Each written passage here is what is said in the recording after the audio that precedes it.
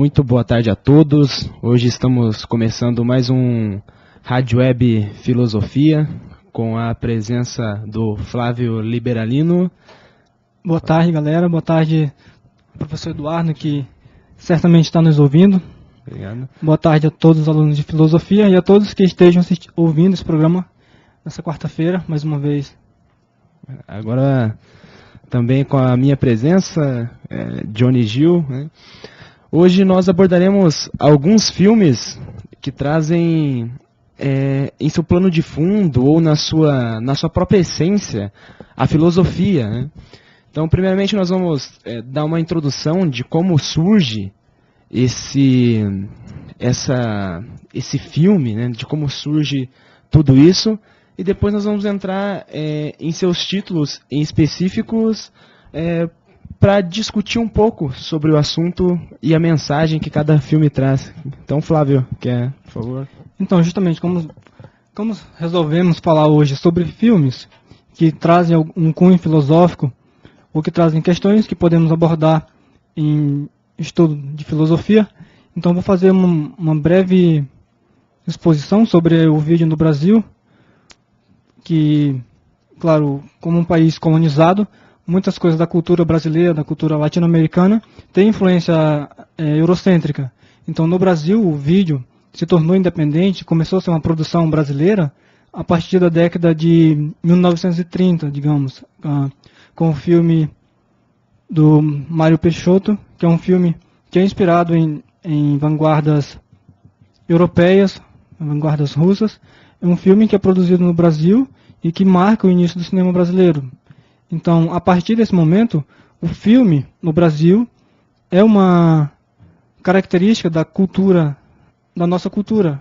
De lá para cá, desde que o filme começou a ser produzido no Brasil, a gente tem impresso na nossa identidade o filme como uma característica cultural, como uma característica artística, como um meio de comunicação, como um meio de mobilizar massas, de transmitir conteúdos e de impactar um grande número de pessoas. Então, o vídeo no Brasil, como um potencializador da arte, né, começou em 1950, o filme começou a ser produzido aqui em 1930, 1929, com o filme Limites. Em 1956 começou uma junção entre a arte visual e o vídeo, né? A gente começou a usar o vídeo para reproduzir performance, por exemplo, dentro de um estúdio igual ao que nós estamos aqui agora, a gente pode ter experiências com o vídeo, tanto no computador, quanto no celular, quanto poderia ter um painel de TV também, como tem em aeroportos, em lanchonetes, um vídeo que é interativo.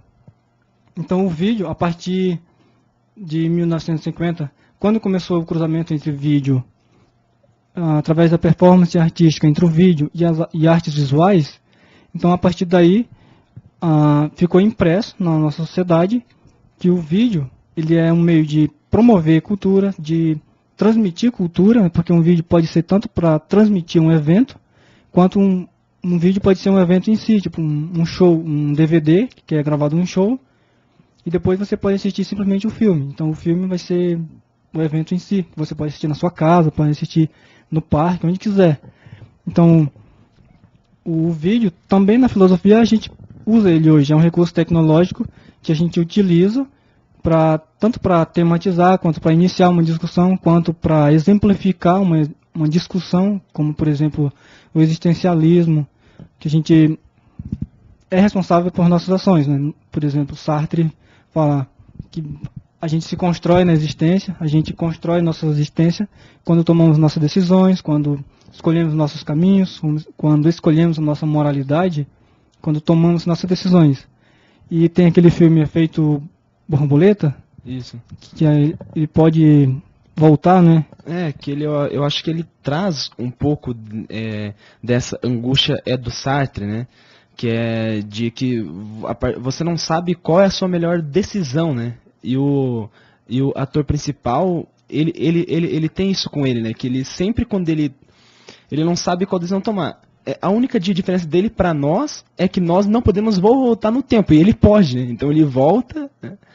Vê as suas ações como foi, Mas ele sempre tem angústia que ele nunca sabe como aquilo vai refletir na vida dele, porque ele toma uma ação, por menor que seja de diferente no presente, quando ele volta para o futuro, né, que ele volta para o futuro, que não, ele chega lá, ele encontra, né, sempre algo pior, né, o filme mostra isso, né, ele sempre encontrando algo pior e encontrando, e então, mesmo ele podendo voltar, ele tem essa angústia, né, acho que isso representa bem, Sim, e é bacana que é um recurso tecnológico que a gente não, por exemplo, a gente não tem como saber se o diretor, né, do filme propôs o filme a partir de uma ótica desse ponto de vista, uma ótica filosófica da questão do existencialismo do Sartre.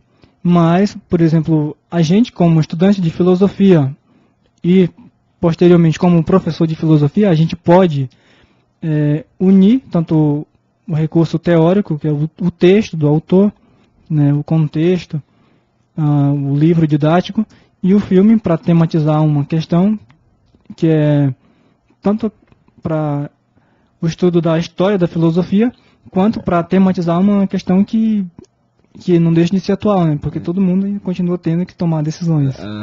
Assim, eu acho que aí torna mais prático, não sei se é essa palavra, mas é dinâmica a aula, né? Eu acho que quando você traz um vídeo, você mostrar o vídeo, um filme para o aluno e falar, ó, esse conceito tá aqui, né? Eu acho que torna isso mais dinâmico. Sim, por exemplo, já que estamos falando do filme, falando de filosofia, de correntes filosóficas, de história da filosofia, tem um exemplo que eu vi no estágio de observação, no colégio de ensino médio, no colégio estadual, que a professora de filosofia e a professora de biologia, elas resolveram fazer um trabalho interdisciplinar entre filosofia e biologia, em que eles usaram um filme chamado A Ilha, que trata sobre a clonagem, né, sobre clones de humanos, para poder retirar os órgãos e para que a pessoa possa viver mais. Que são pessoas que têm muito dinheiro, né? Então isso. Pagam para ter seus clones, né? É isso o filme. Isso, essa é a temática do filme. Então a professora de biologia usou a partir da aula de genética, né, para tratar questões de mutação genética, dos avanços que a biologia vem alcançando nos últimos tempos. E a professora de filosofia utilizou o mesmo filme para tematizar questões relacionadas ao estudo de ética na disciplina de filosofia. Então as duas juntaram o seu horário para assistir o filme, para tematizar as questões, e é um modo de as duas disciplinas trabalharem juntas, porque os alunos são turmas que se unem para assistir o mesmo filme, para trabalhar questões diferentes a partir do mesmo ponto. Embora o diretor do filme também não tenha pensado nisso. Sim, mas traz uma contribuição muito grande, né? Porque daí vem a discussão entre os próprios alunos, porque eu acho que com o filme cria mais essa expectativa, né? Porque eles têm uma questão visual que é o filme, que não serve, né? E nessa parte, quando você citou o ensino médio, me faz lembrar do filme Matrix, né? Que eu acho que todo mundo, ou a grande maioria, já viu Matrix no ensino médio. Eu creio que o professor já passou esse filme, porque eu acho que ele traz bem a primeira questão da filosofia, né? Que é você sair da caverna, né? Quando o Neo, que é o principal, ele tem a opção de tomar ou a pílula vermelha ou a pílula azul, né? Então, uma delas deixaria ele no mundo que ele conhece como real, que seria o mundo da caverna, né? Que seria esse mundo, e a outra libertaria ele para a verdade, mas levaria ele para o mundo real, que é o mundo das máquinas, enfim, onde ele está lá. Só que traz esse cunho filosófico do que tirar o homem daquela ilusão que ele acha que é uma verdade, né? E ele levar ele para a realidade, que seria a saída da caverna, né? E como é dolorosa essa saída, né? Porque para ele mostra ele saindo, tendo que sair dos ferros que estava nele, ele gritando, mostrando que é doloroso mesmo essa saída. Como Platão diz, né, no livro dele, que é doloroso, né, toda essa questão. Sim, interessante que eu estava lembrando uma questão de outro filósofo que já está bem distante de Platão, que é Immanuel Kant, né, que é alemão, que um dos principais filósofos do iluminismo alemão, que ele fala sobre a maioridade racional, tipo, quando você passa a atuar de modo autônomo sobre a sua vida, a tomar suas decisões de modo autônomo, a viver a partir de uma autonomia racional, que seria no meu entendimento, é um exemplo do mito de Platão, da caverna, porque você passa a ver as coisas com clareza e passa a decidir sobre as coisas, não a viver, digamos, no mundo das sombras. É uma passagem que, quando você cita o exemplo do Neo, que ele tem que fazer, né, Sim. que é dolorosa, mas necessária ao mesmo tempo. Sim. E também, por exemplo, tem aquele filme que é uma biografia não tão fiel à vida do Beethoven, mas é um filme chamado Minha Amada Imortal, que é um filme que retrata a vida do Beethoven para tematizar, por exemplo, questões de estética, para tematizar a questão da arte, o valor estético, o valor artístico, porque a arte, em todos os tempos, em todas as épocas, por mais que seja independente, como criação, né, dos próprios artistas, seja a música, como no caso do Beethoven, a pintura, a escultura também, a arte, ela sensibiliza as pessoas, ela toca as pessoas e também é importante para a educação e pode ser usado para a educação. Claro que a gente tem, por exemplo, no currículo do ensino médio, a gente tem a disciplina de arte, que pode promover teatro, que pode promover os talentos individuais dos alunos. Sim. E também na filosofia a gente tem uma corrente de estudo que é importante para nós, que muitos pesquisadores, né, se atém a essa área de pesquisa. O professor Eduardo mesmo escreve bastante sobre essa área. Schopenhauer, né? O grande. Sim.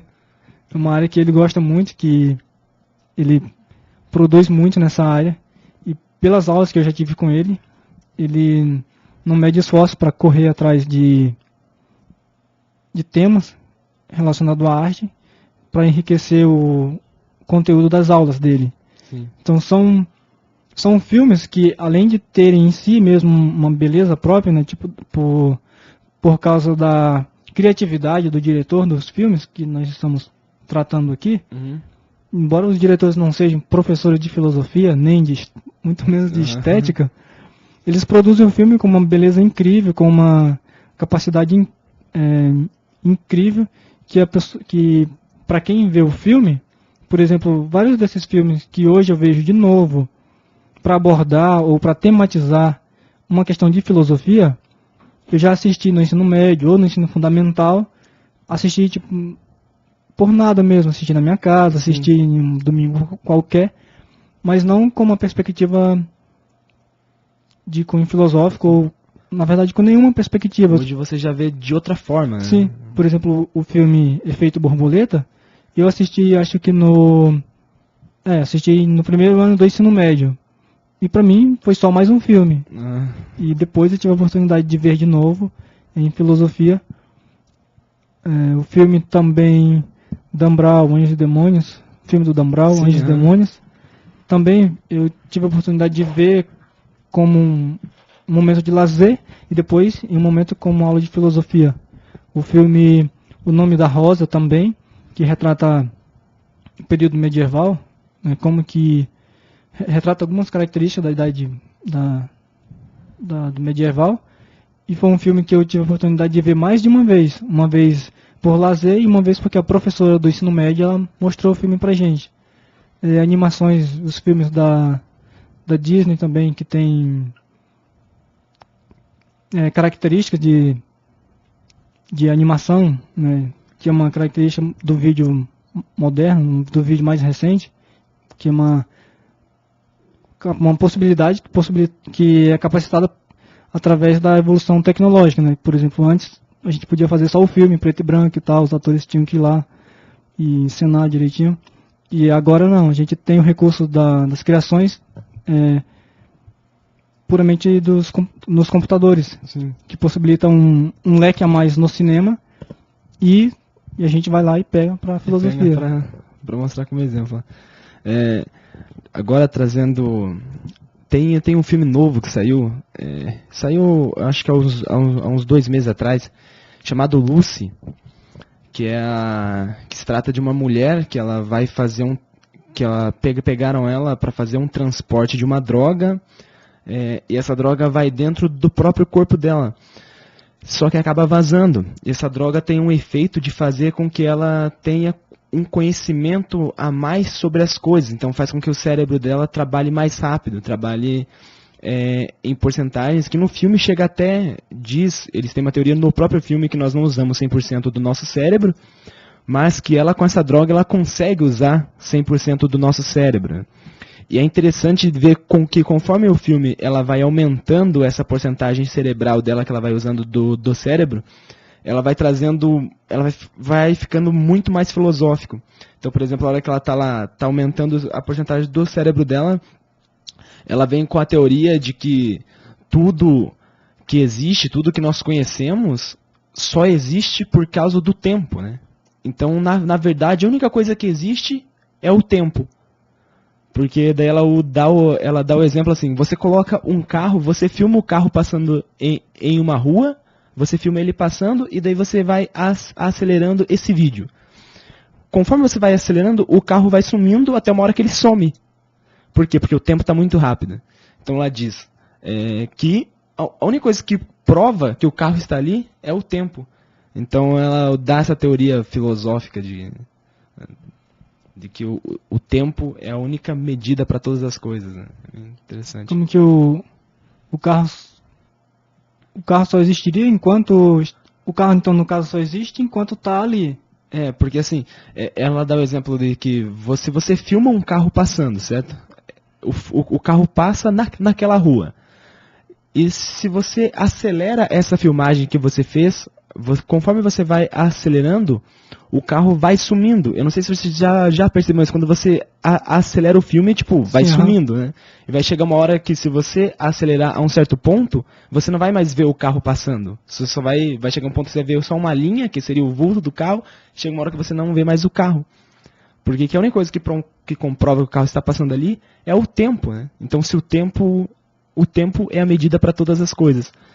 E conforme ela vai aumentando essa sua capacidade, né? E daí voltamos à questão de sair da caverna, né? Ela parte para esse lado mais filosófico conforme ela vai aumentando a sua capacidade de pensar, de argumentar, e traz a filosofia de novo, né? Embora ele seja um filme que é um blockbuster, né? Que é só feito para dar dinheiro, mas traz isso, né?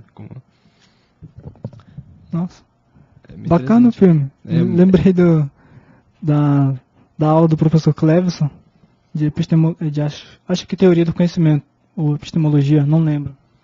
Que ele falava do princípio da incerteza de Heisenberg. Que uma partícula você só consegue saber onde ela está, ou a que velocidade ela está. Mas não a que velocidade está e onde está. Né? Tipo, quando você acelera a imagem do carro, ele passa. Certo. Você não vê mais. Uhum. No princípio da incerteza, você lança a luz sobre a partícula, você vai ver a velocidade que ela está passando, você consegue calcular a velocidade dela. Certo. Mas você não consegue calcular onde que ela está, porque você só vai captar a velocidade pela luz ali.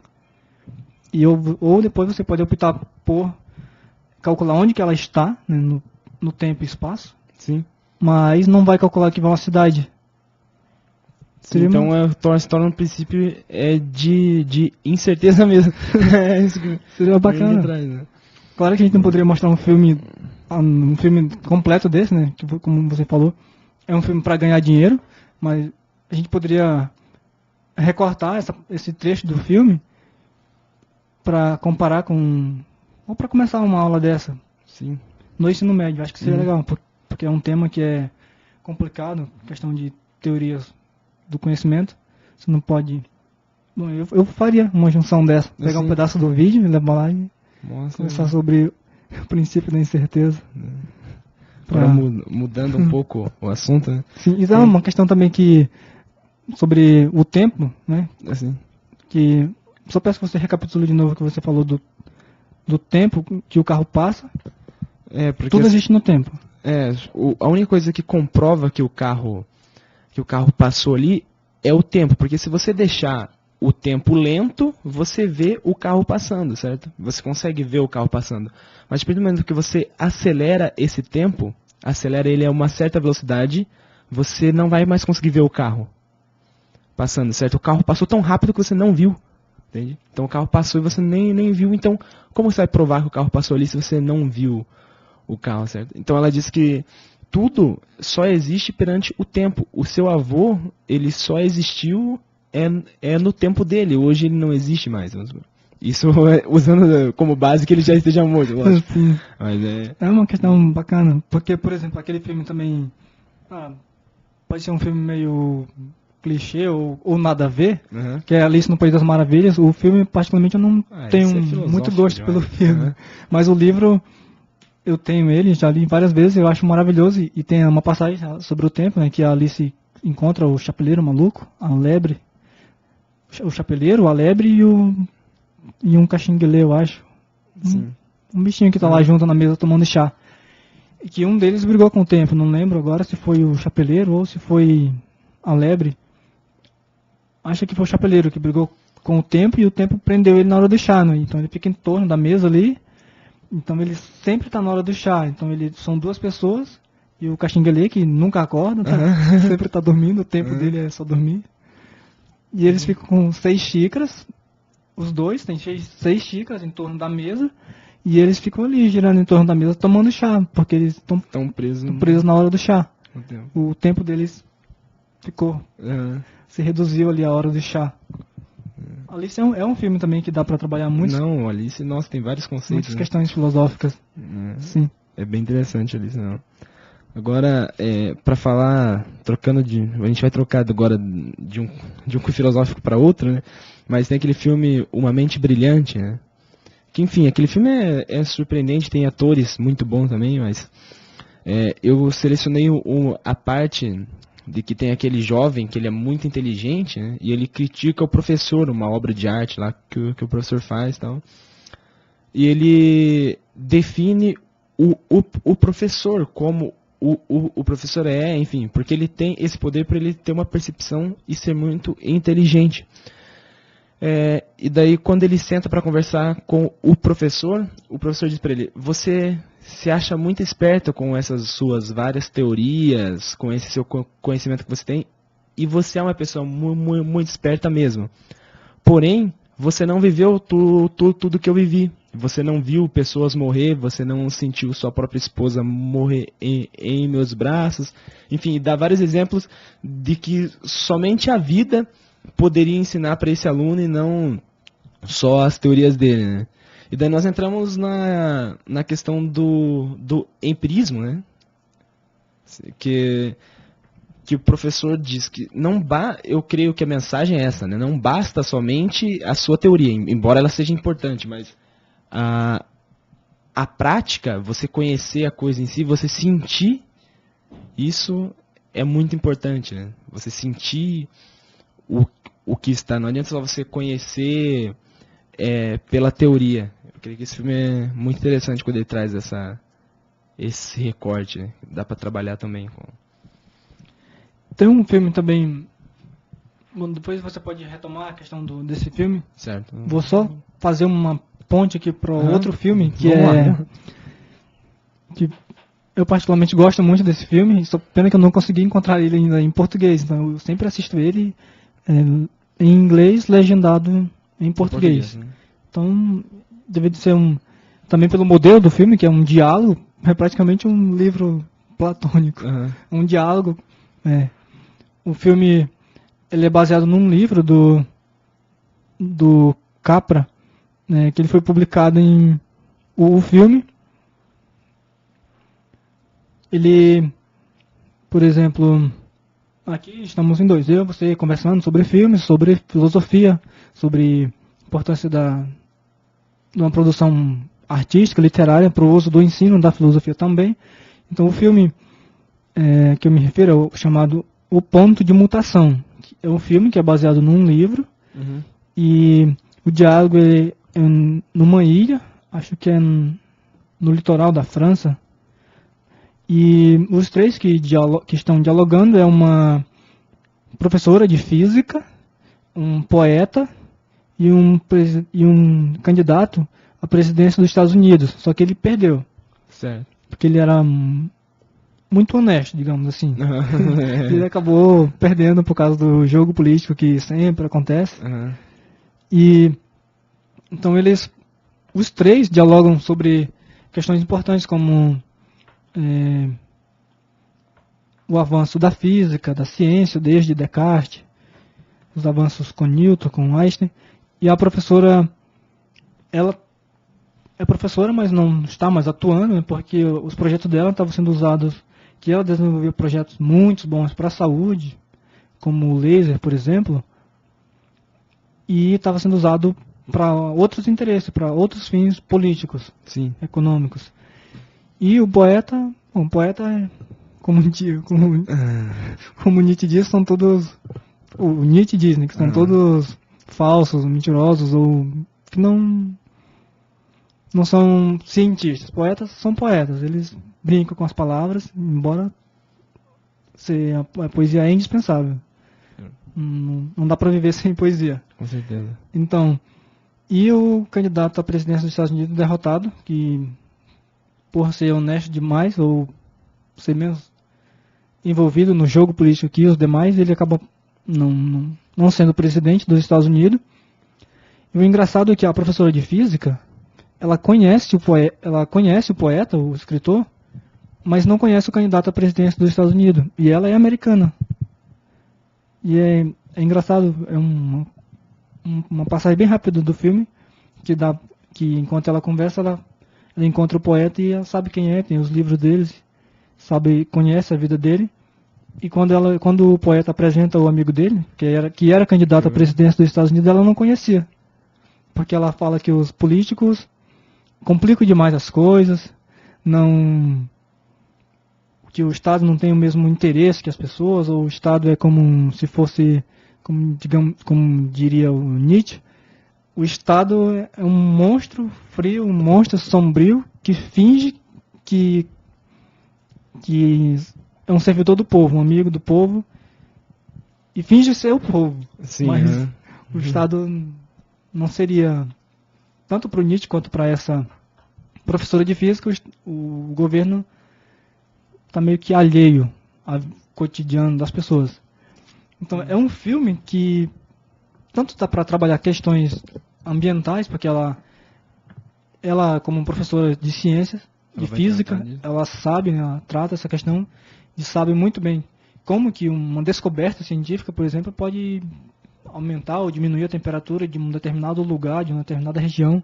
Como que, por exemplo, uma coisa bem simples, que é uma construção de uma hidrelétrica, isso pode afetar a vida de milhares de pessoas, embora vá melhorar a vida de milhões. Então, tem sempre essa dicotomia, assim, que a ciência vai abrindo caminhos, vai progredindo, vai curando a vida de pessoas, mas por exemplo, pode atrapalhar também. Daí dá para tratar aquela parte da filosofia, tipo, aonde a ciência vai nos levar, né? Sim, que é uma questão também que a professora Fernanda respondeu aqui na quarta-feira. No programa passado, ela falou, sim. Ela é demais. E é bacana porque, por exemplo, o filme que a gente citou no começo, A Ilha, também é bom essa questão, porque, por exemplo, o avanço genético iria implicar numa questão da liberdade daquele que era o clone, por exemplo, porque ele era um clone e o médico que proporcionava essas clonagens, ele dizia que aquelas pessoas que eram clones não tinham sentimentos, autonomia, vontade, desejo, paixão, que eram que viviam em estado vegetativo, até o seu clone, até a pessoa que encomendou o clone precisar de um coração, de um pulmão, de uma película de olho, alguma coisa. Sim. E no filme não é o que acontece, porque eles tinham sentimento, né? Sim, e um casal, né, que estava na ilha, que era clone, consegue escapar e até tem um clima entre eles. Então não são objetos, não são pé de alface. Então... Sim, mas a ciência não pôde ver isso, né? Então é essa grande questão da ciência, né? Agora tá acabando o nosso tempo. Temos temos poucos minutos. Eu queria falar, por último, se der tempo, do filme do Senhor dos Anéis, né? Ah, sim, sim. Que Esse filme... eu acho que pra mim é o ápice, assim, do que ele trata, né? Quando o anel é visto como símbolo do poder, né? Sim, E quem o tem, o anel, que é o poder, é corrompido por ele, né? sim. Por isso que dão o anel para o Hobbit levar, porque o Hobbit é aquele homem que só quer, que vive lá a vidinha dele, que não liga para o poder, né? Que é homem simples, né? Que vive uma vida simples, Sim, sim. mas mesmo assim ele O no mais final simples- é corrompido, né? o mais Mesmo- simples se corrompeu. Então acho que esse Senhor dos Anéis, eu acho que é o filme que trata muito bem essa questão do poder, assim, de como o poder ele consegue mesmo corromper os homens, né? Sim, é um filme que também, quando eu assisti a primeira vez, eu considerei um filme para fazer mais dinheiro também. E depois tive a oportunidade de ver de novo com essa perspectiva relacionada aos que o anel corrompe, que o anel contém o poder e corrompe aquele que vai usar. E também, só para fazer uma comparação, já te devolvo a fala, o filme O Hobbit, né, que tem o Hobbit 1, o Hobbit 2, e provavelmente vai ter um terceiro também, ou já tem, não sei. Ele acontece antes do Senhor dos Anéis. Isso. Então ele tem uma passagem do filme que eu não lembro quem pergunta pro carinha que chamou aquele que vai acordar o dragão, que tem que entrar na montanha, né, e pegar Que é o ladrão, né? Isso. Mas antes do ladrão ter o papel efetivo dele lá, de entrar na cova do dragão, o que chamou ele foi perguntado: por que você trouxe ele? Ele é tão ingênuo, tão inútil praticamente, porque só dá trabalho, tem que proteger ele ainda e tal. Daí o cara que chamou ele, né, que levou ele junto, fala assim, que ele representa a pureza, ele representa, no grupo ele representa a essência, representa digamos assim, o coração da equipe, e vai ser importante para manter a paz, o equilíbrio. E, claro, ele já sabia que chega lá e também ia usar ele, certamente. Essa questão, né? Sim. O Senhor dos Anéis é um grande, né? E faz muito, e dá pra fazer a gente pensar, assim, de como o poder, quando o homem tem o poder, ele muda, né? E daí quando a gente traz isso, vamos supor, para os dias atuais. Às vezes no nosso cotidiano, a gente conhece uma pessoa que é aí ganhou poder, nossa, se tornou outra pessoa, né? Eu acho que dá pra gente usar esse filme para trazer essa discussão para os nossos futuros alunos até. Sim, claro. E você, como você seria, né? Se eu te der todo o poder do mundo agora, né? A gente não se coloca no lugar da pessoa que contém o poder, né? Que outro dia eu mesmo estava refletindo, acho que enquanto eu estava comendo até, que a gente, por exemplo, teve o Epicuro, que defendia uma paz de espírito, defendia uma não detenção do poder por ninguém. E eu estava pensando, será que no socialismo, por exemplo, todo mundo vai ser igual? Daí eu pensei, bom, não conversei com ninguém, mas eu pensei assim, que o poder ele existe, e alguém tem que ser detentor dele. Não podemos viver uma sociedade de que todo mundo seja igual, que todo mundo tenha direitos igual, que ninguém administre a máquina estatal, por exemplo. O poder existe, o poder não é a pessoa. A Dilma não é a poderosa. Depois dela vai vir outra e ela vai voltar a ser cidadã normal. Então o poder existe, alguém vai ter que ser a luz, vai ter que captar esse poder para governar um grupo, uma empresa, uma universidade. Existe, alguém tem que comandar. Então a gente não se coloca no lugar da pessoa. Com certeza. Essa questão é difícil, né? Tipo, vai ter alguém que vai ter que ter o poder, né? Isso é inevitável, Sim. Mas a questão é mesmo quem, né? E hoje tá bem ao contrário, quem não deveria estar no poder que tá, né? A gente não... Aí entra aquela questão lá da sociedade perfeita, do Platão, onde ele diz que quem deveria governar é o rei filósofo, né? Mas ele cai na sua própria contradição, porque ele diz que mesmo o rei filósofo pode se tornar uma pessoa que tenha a alma de bronze, né? Que muda o... Então, tipo, você pode ter uma alma de ouro, mas você pode, depois de um certo ponto, voltar, se decair por algum motivo, enfim, e ter uma alma... E daí acabar com todo feito bom, porque... O Sartre não fala sobre isso, mas ele fala uma questão que vai de encontro com isso, né? Ele fala que no existencialismo você escolhe sua vida, você se faz na existência, você se constrói no mundo, você não nasce pronto, você não nasce herói nem covarde. Agora, você pode ser um herói e de repente você querer dormir demais ou acontecer alguma coisa e você virar um covarde. E você pode também ser um covarde e você dizer, não, mas isso não está muito certo, a vida tem que mudar. Você pega uma praia lá, você muda de vida, você vira um herói.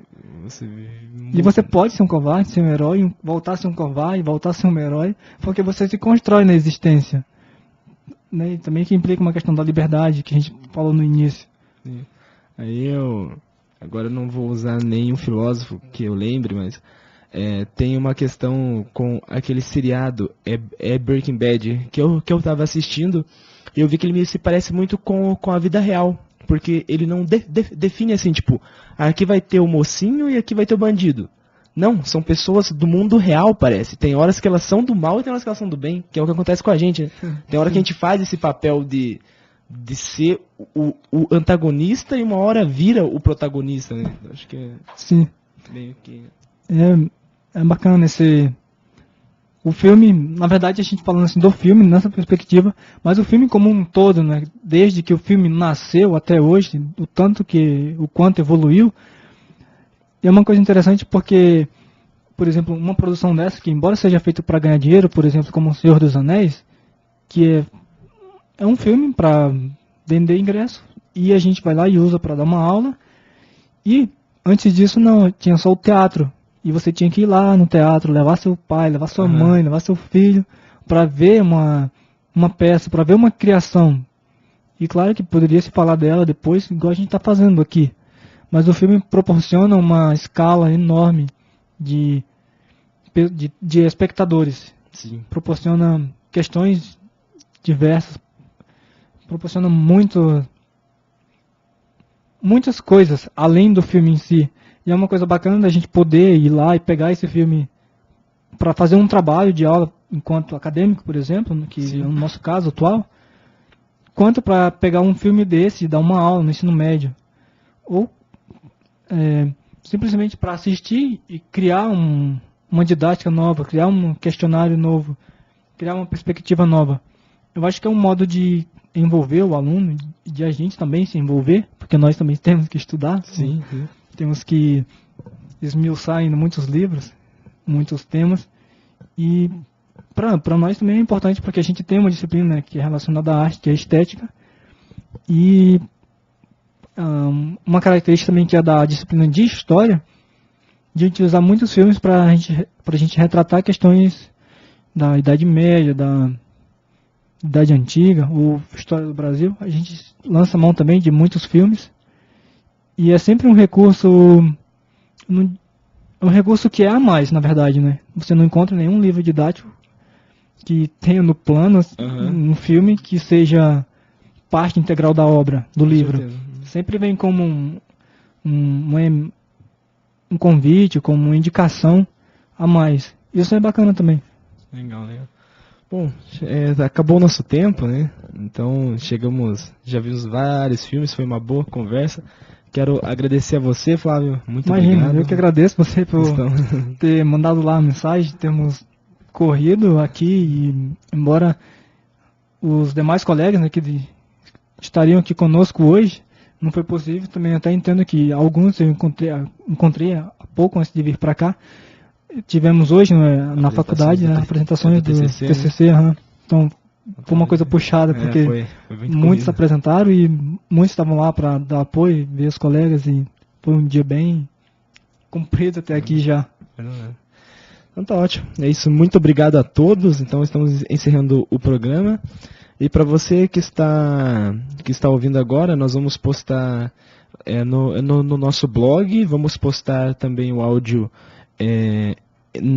dentro de algumas semanas no YouTube também. Então, para quem está assistindo, para quem estiver ouvindo no YouTube, poste aí embaixo alguns filmes que você acha interessante, que traz esse cunho filosófico também, e vamos nos comentários que nós vamos tentar atender a todos. Muito obrigado e uma ótima semana a todos. Isso aí. Tchau, tchau.